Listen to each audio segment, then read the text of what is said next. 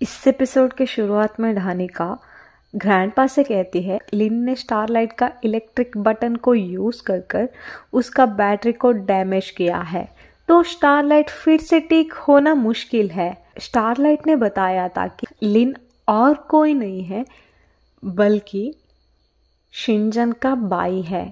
तभी ग्रैंडपा इसे सुनकर शॉक हो जाते हैं और वो पूछते हैं क्या वो अभी भी जिंदा है, और शिनजन को कॉल कर क्या ये सब सच है, क्या लिन मेरा पोता है। तभी शिनजन हाँ कहता है। इसे सुनकर ग्रैंडपा खुश हो जाते हैं और वो लिन को किसी भी तरह से उसके पास लेकर आने के लिए कहते हैं। शिनजन मान जाता है। फिर हम अगले सुबह का सीन को देखते हैं, जहां पर क्षिमु शिनजन से मैं स्टारलाइट को देकर आती हूँ कहकर जाती है। तभी वो किचन में स्टारलाइट को खाना प्रिपेयर करते हुए देखती है और वो खुशी से रोने लगती है। तभी स्टारलाइट क्षिमु को कैंडी देता है। तभी वहां शिनजन आता है। तभी क्षिमु शिनजन से देखो स्टारलाइट अब ठीक हो चुका है कहने लगती है। स्टारलाइट कहता है शिनजन ने मुझे ठीक किया है।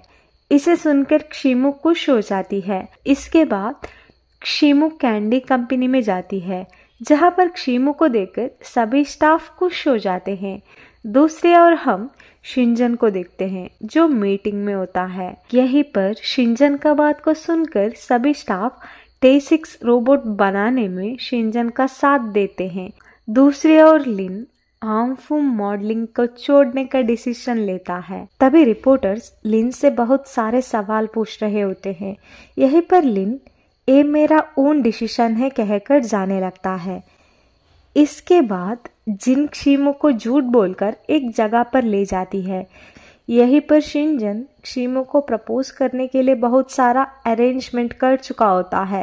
तभी वहां शिनजन आता है और वो क्षिमु को प्रपोज करने लगता है। तभी वहां क्षिमु की कोलिग्स और उसके पेरेंट्स आते हैं। ये सबको देखकर क्षिमु खुश हो जाती है। तभी शिनजन क्षिमु को रिंग देकर क्या तुम मुझसे शादी करोगे कहकर पूछता है। शिनजन का प्रपोज को क्षिमु एक्सेप्ट कर लेती है। तभी शिनजन क्षिमु को रिंग पहनाता है। यहीं पर क्षिमु शिनजन को किस करती है। उन दोनों को साथ में दूर से लिन देखकर खुश हो जाता है। तभी लिन का पास स्टारलाइट आता है और वो लिन को उसके साथ आने के लिए कहता है, लेकिन लिन मना कर देता है और वो शिनजन को कंग्रेचुलेशन कहता है। इसे देखकर शिनजन खुश हो जाता है। इसके बाद स्टारलाइट और लिन साथ में होते हैं। तभी वहां शिनजन आता है।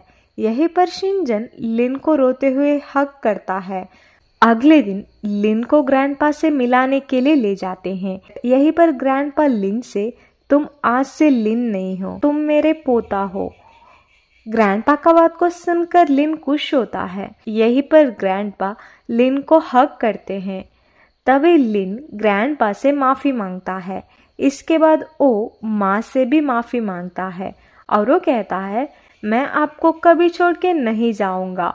इसके बाद वो लोग साथ में खुशी से खाना खाने लगते हैं। इसके बाद सीन चेंज होता है। लिन किसी को ना बताए हुए खुद को पुलिस को सरेंडर करता है। यहीं पर यू फ्रॉम द फ्यूचर का फाइनल एपिसोड खत्म होता है।